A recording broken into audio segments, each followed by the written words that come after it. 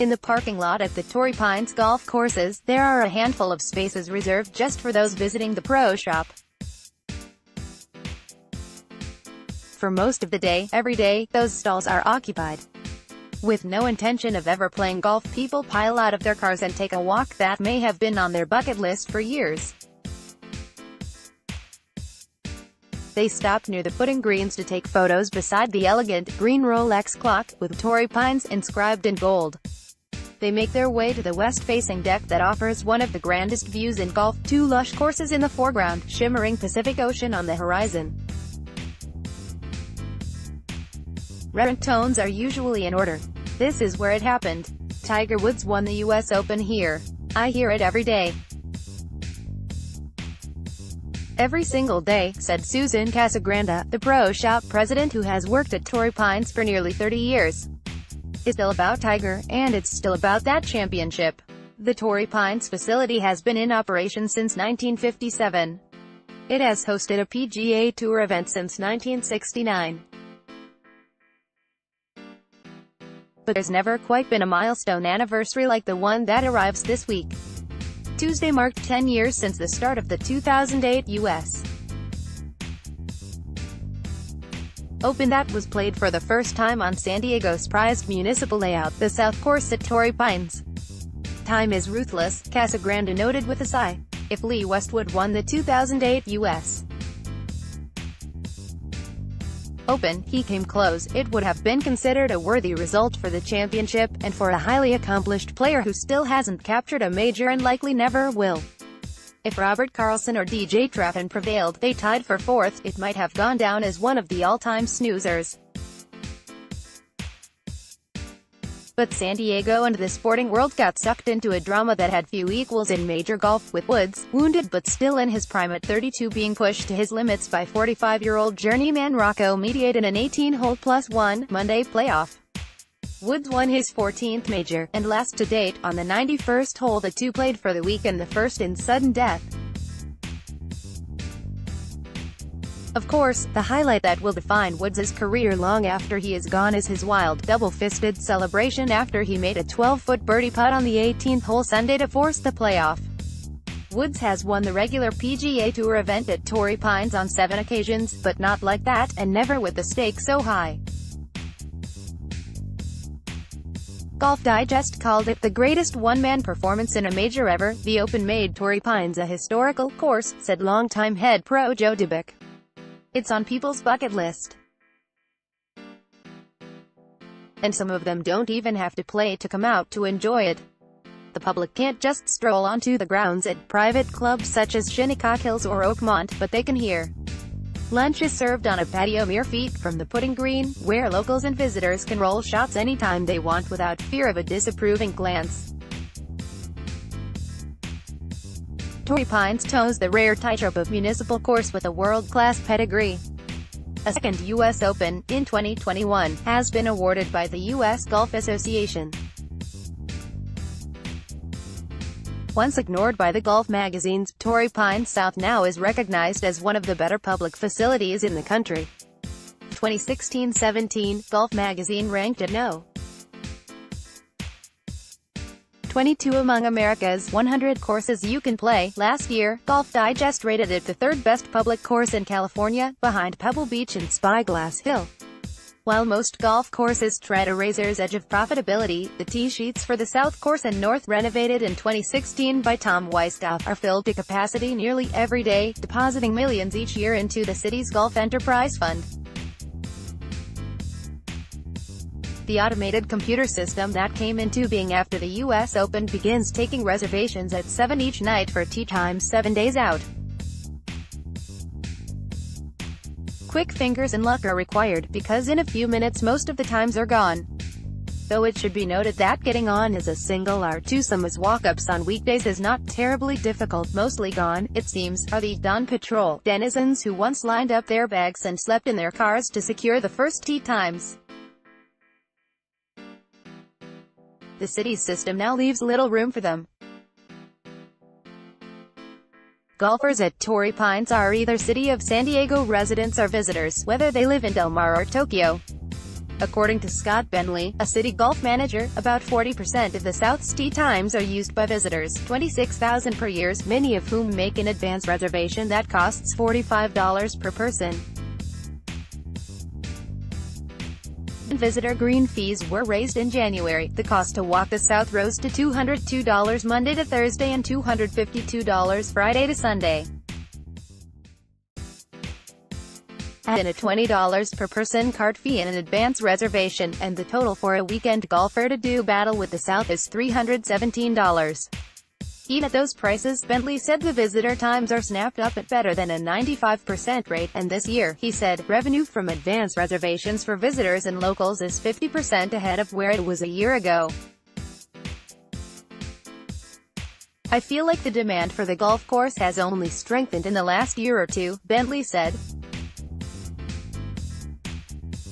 For a cost comparison, it's $150 for a non-New York resident to walk. There are no carts at Bethpage Black, the first non-resort public course to host the U.S.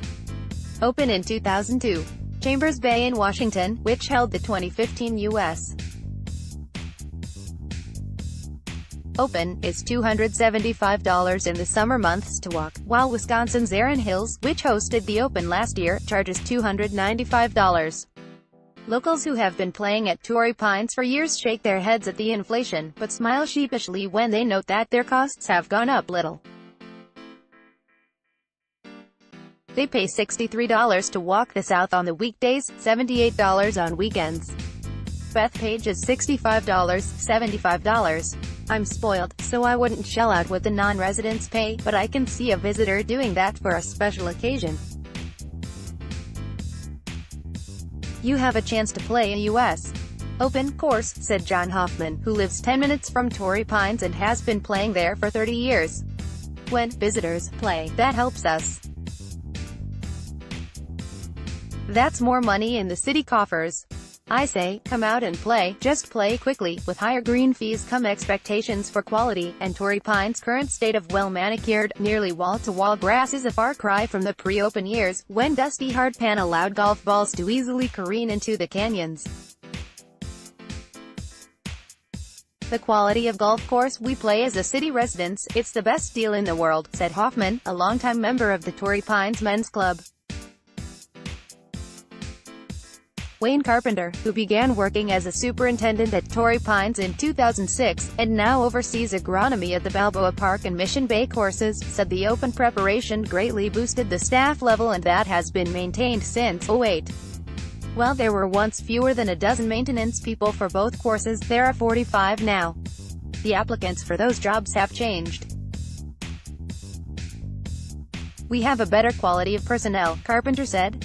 For a number of years, people were there because it was a city job.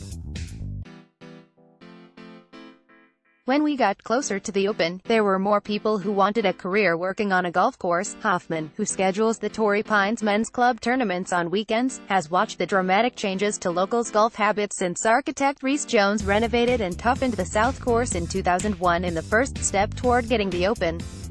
The men's club roster boasts 1,240 people, but Hoffman usually can't put together a full field on the South, mostly due to the difficulty and cost. North Course tournaments have wait lists to play. Hoffman noted some older players have returned since the South's length was made more palatable, 5,467 yards from the silver tees, but added, it's almost too difficult for the average golfer on some occasions. When the rough gets up before the Farmers Open, you can't get away with a weak shot.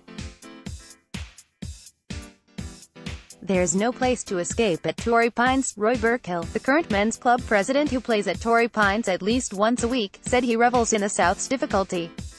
It's a hard course, but it's all laid out in front of you, Burkill said. There are no blind shots. That's the way a golf course should be. Burkill often goes on the computer system and books himself as a single the night before he wants to play. He enjoys meeting up with other golfers, especially if they're from out of town. He serves as a de facto tour guide.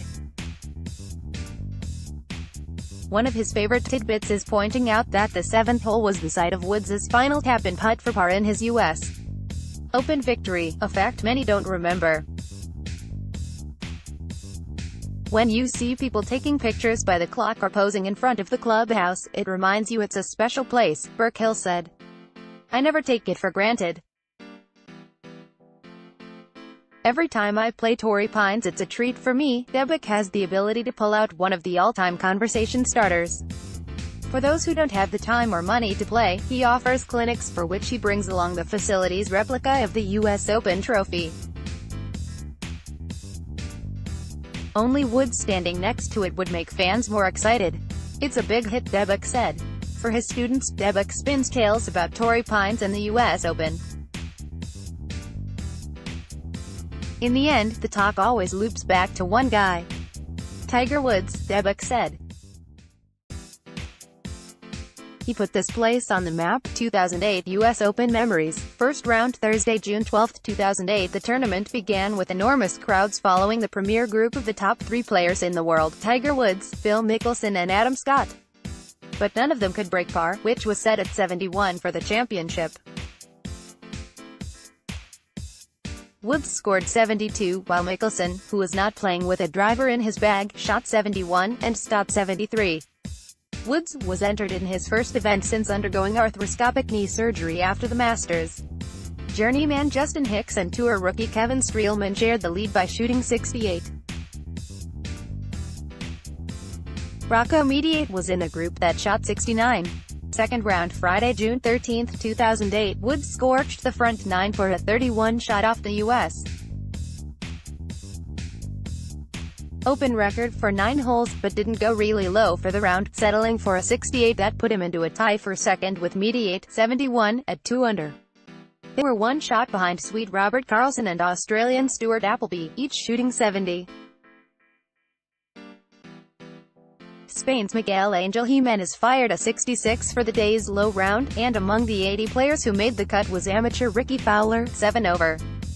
Third round Saturday, June 14, 2008. Woods began to show the signs of his leg injuries, grimacing on a number of shots. But he more than fought through it, saving his round with spectacular shots on the back 9. Woods eagled the 13th, and when he chipped in at 17 from a difficult lie, he turned toward caddy Steve Williams and laughed. Then more heroics at 18, with a 40-foot eagle. Woods 70 put him at 3 under total and 1 shot ahead of Lee Westwood, 70. Mediate carded 72 and was alone in third, 2 shots back. Brent Snedeker notched the day's low score with a 68. Fourth round Sunday, June 14, 2008. Woods got off to a terrible start, losing his lead with a double bogey on the opening hole, the third 6 of the week. He made it no. 1. He also bogeyed number 2 and would play catch-up the rest of the day. Woods made a routine birdie at the par 5 9th and a great birdie at the tough, par 3 11th, but bogeyed the 13th. Meanwhile, Mediate was steady in shooting 71, making only 1 bogey over the last 13 holes. But he couldn't convert a good birdie chance at 17, and a poor approach at 18 led to only a par. He sat in the scoring room watching Woods finish. On the 18th tee, Woods and Westwood needed birdie to tie Mediate. They drove into bunkers, laid up, and after Westwood missed a 15-foot putt, Woods drained his 12-footer, setting off a wild celebration and securing a Monday matchup over 18 holes. The top pair finished with 1 under totals. Heath Slocum shot the week's low score, 65. Playoff round Monday, June 15, 2008. On a day when there were reports that the stock market hit a trading lull during the playoff, a buzzing crowd estimated at 25,000 roamed Torrey Pines. The grandstands at 18 filled quickly, fans not caring they would have a 4-hour wait before the players arrived. Lead changed hands 3 times early, but by the 10th, Woods had a 3-shot advantage and seemed headed toward an anticlimactic finish. But Woods bogeyed 12, and Mediate reeled off 3 straight birdies, 13 to 15, to shockingly seize a 1-shot lead.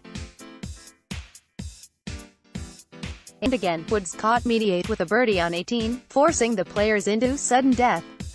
The par 4 7th was the first extra hole, and Mediate got in trouble by driving into the left fairway bunker. He missed the green left and couldn't make an 18-footer to save par. Woods tapped in for par to capture his third U.S. Open and 14th major. He has yet to win another major.